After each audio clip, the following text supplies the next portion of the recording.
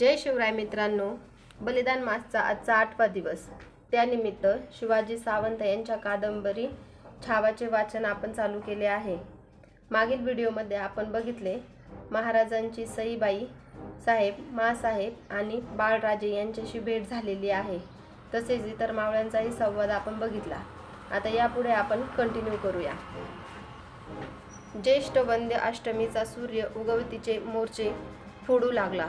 फडफडीला सुरू झालेल्या बालेकिल्ल्याच्या नगरखान्यातील चौघड्याने आणि पिपाणीच्या सुरावटांनी पुरंदराचे 18 कारखाने जागविले. हिरव्या आंबवातीच्या रसवंत आरशांनी गडाचे पत्थरी दरवाजे सुद्धा जिंदादिल केले. बालेकिल्ल्याच्या माथ्यावरचा भगवा जरीपटका आभाळाला थडपा देत पहाट वाऱ्यांवर फडफडू लागला. हलगी लेझिमच्या तालावर वाजत गाजत बाळंत विडे गड चढू लागले. थैलीपोत झालेल्या नात्या गोत्यातील लगेबंद जणांना केव्हाच गडदाखल झाला होता. राजगडाहून राजांच्या राणीवशाचे मेने तर 5वीलाच गड चढून आले होते.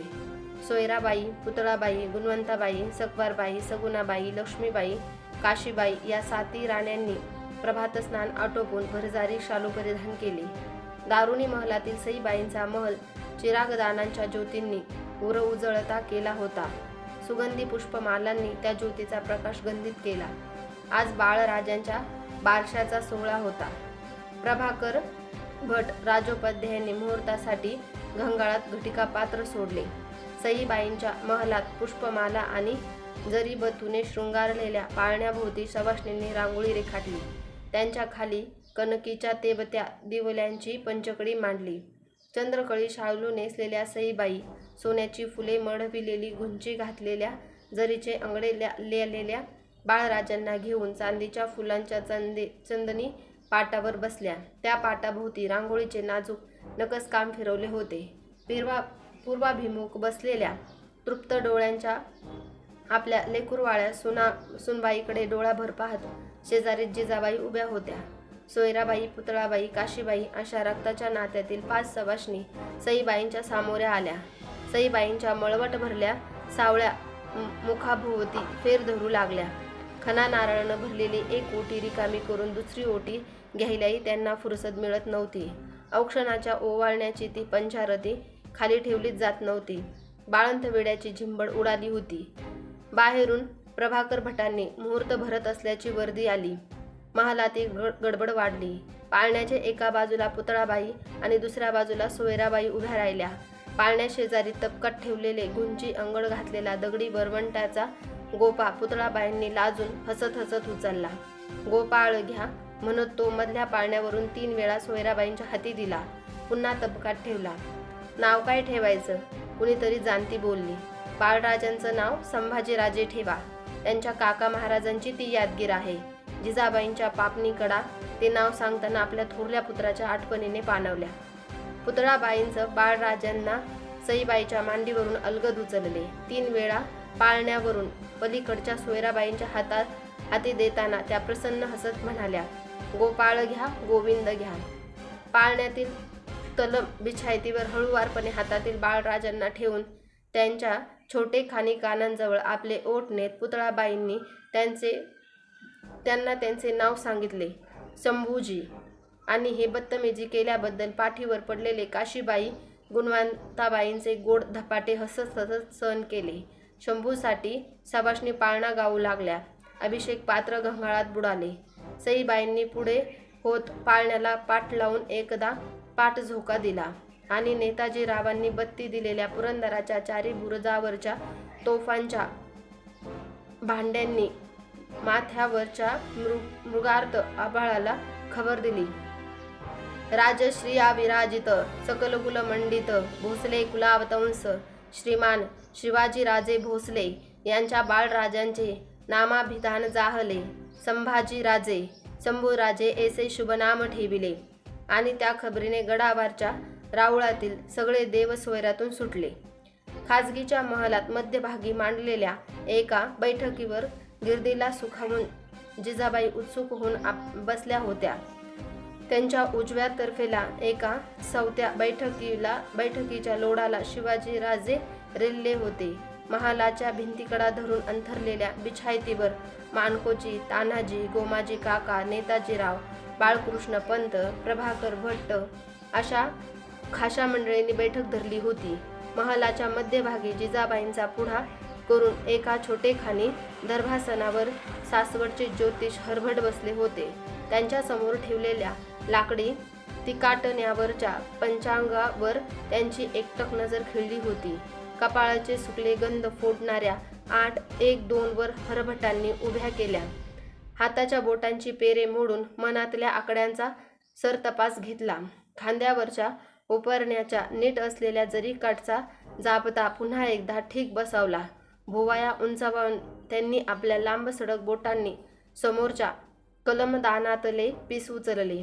काळजीच्या बुधलीत ते बुडवून कुलदैवताचे स्मरण करून त्यांनी आपल्या पोथीवरच्या बदामी कागदावर सरासर कुंडलीपट मांडला. ग्रहांनी आपापली घरे घेतली. बोला शास्त्री, बाळराजांच्या ललाटीचा लेख ऐकणाऱ्या साऱ्यांच्याच मनशा पुऱ्या होऊ देत. जिजाबाईंची उत्सुक नजर हरभटांनी आखलेल्या कुंडलीपटावर जखडली. जी जगदंबेचं स्मरण करून आईसाहेबांनी ग्रहयोग ऐकावा. हरभटांनी कुंडलीतील ग्रहांना आपल्या जिभेवर बसवले. बाळराजांच्या पायानं वैशाखीचा मार्तंड कुळात उपजला आहे. साक्षात रुद्र जन्माला आला आहे. रुद्र हिमालयावर राहतो तसाच उंच गडकोटांवरही राहील. कुलाची कीर्ती उंच करेल. रुद्रासारखाच प्रलय तांडव मांडेल. तसाच भोळा भाबडा तापट आणि सरळ स्वभाव असेल. रुद्राला नसते तशीच त्यांना मृत्यूची दिक्कत असणार नाही. आणि हरभट क्षणभर घोटाळले. उगीच त्यांनी ठीक असलेल्या उपरणे पुन्हा ठीक केले. आणि काय? बोला शास्त्री. जिजाबाईंनी त्यांच्या आणि मधला संकोच जाणवला. क्षमा असावी. पुराणांतरी अनेक प्रसंगी रुद्र अप्तगणांकडून फसला तसाच योग या कुंडलीत दिसतो. हरभटांच्या बोलणी राजांसह सारे गंभीर झाले. असं? हे काय, आम्ही सुद्धा फसलोच की, म्हणत हसून जिजाबाईंनी साऱ्यांच्या मनावरचा ताण कमी केला. धीरावल्या हरभटांनी कुंडलीच्या कागदाची वळी करून ती थैली बंद केली. कुलदैवतेसमोर ती ठेवून तिच्यावर बेलभंडारा वाहण्याची सूचना प्रभाकर भट राजोपाध्यायांना दिली. जिजाबाईंनी संभावनेची बेदागी म्हणून दिलेल्या मोहरांची थैली स्वीकारून ते राजांना आणि जिजाबाईंना मुद्रा घालून महालाबाहेर पडले. बैठक उठली. राजे आपल्या महालात आले. मावळतीच्या डोंगराआड सूर्याने आपली छावणी टाकली. सासवडच्या पांढरीतून सोपान देवांच्या समाधीवरचे सांज आरतीच्या देवझांजांचे आणि घंटानादाचे निसटते सूर राजांच्या कानावर पडत होते. एका लाकडी चौरंगावर तबकात ठेवलेल्या दौडीत राजांच्या नेहमी बरोबर असणाऱ्या स्फटिक शिवलिंगावर त्यांची नजर गेली. त्या रंगसतेज शिवलिंगाजवळ जात त्यावर शेजारच्या परडीतील बेलाची त्रिदल त्यांनी वाहिली. हात जोडून आपले निमुळते डोळे मिटले. त्यांच्या मिटल्या डोळ्यांसमोर पवित्र शांत शिवलिंग उभे होते. कानात हरभट ज्योतिष बुवांचे बोल धावणी घेत होते. पुराणांतरी अनेक प्रसंगी रुद्र आप्तगणांकडून फसला ना तसा योग या कुंडलीत दिसतो. एक क्षणभर राजांची तंद्री लागली. रुद्राचे सारे गुण घेऊन आलात तसेच कोणतंही विष पचवण्याची ताकदही घेऊन आला असाल. जगदंब जगदंब असे पुटपुटत राजांचे डोळे उघडले. त्यांचे मन शांत होते. बाले किल्ल्याच्या 24 बुरुजांवर केलेली दिवल्यांच्या रोषाईने आकाशातील नक्षत्रे पुरंदरावर उतरल्यासारखी वाटत होते. पुतळाबाई भेटीला येत असल्याची वर्दी दासीनं सईबाईंना दिली. त्यांची शिनलेली नजर मधून मधून दरवाजाकडे वळत होती. त्यांच्या कुशीत पदराखाली बाळराजांची दुधासाठी चुळबुळ चालली होती.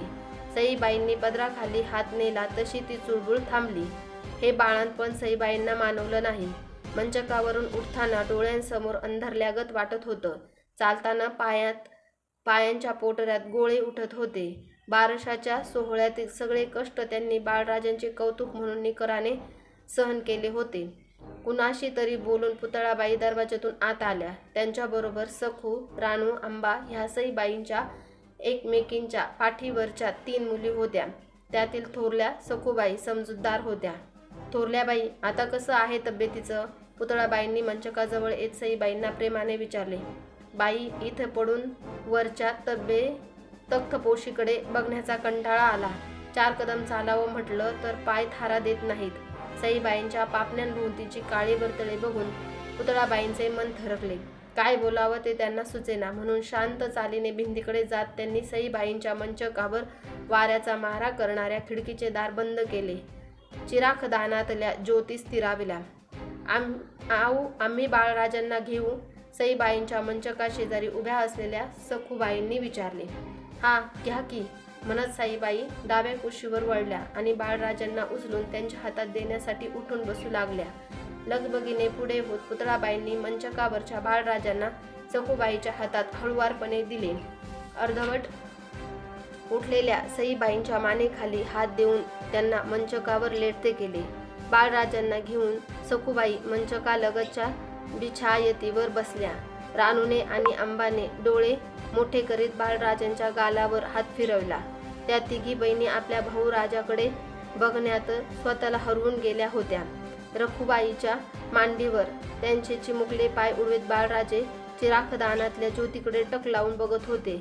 त्या चौघींकडे बघताना राजांच्या आठवणीत सईबाई हरवल्या होत्या आणि त्या साऱ्यांना प्रसन्न पाहून पुतळाबाई सुखावल्या होत्या. आज आपण इथेच थांबूया. आज आपण बघितलंय मित्रांनो, बाळराजांचे बारसेचा सोहळा झालेला आहे. महाराजांचे ज्येष्ठ बंधू त्यांच्या नावावरून बाळराजांचे नाव संभाजी ठेवण्यात आले आहे. तसेच त्यांच्या भविष्याबद्दल भाकीत वर्तवल्याचा प्रसंगही आपण वर्णन केला आहे. महाराजांच्या 8 राणी आणि 3 मुली यांचा उल्लेख येथे केलेला आहे. तुम्हाला हा व्हिडिओ कसा वाटतोय हे कमेंट करून मला नक्कीच सांगा. व्हिडिओ आवडल्यास लाईक करा, शेअर करा आणि चॅनलला सबस्क्राईब करा. मागील व्हिडिओची लिंक मी डिस्क्रिप्शन बॉक्समध्ये दिलेली आहे. तिथे जाऊन तो व्हिडिओ नक्की बघा. जय शिवराय, जय शंभूराजे.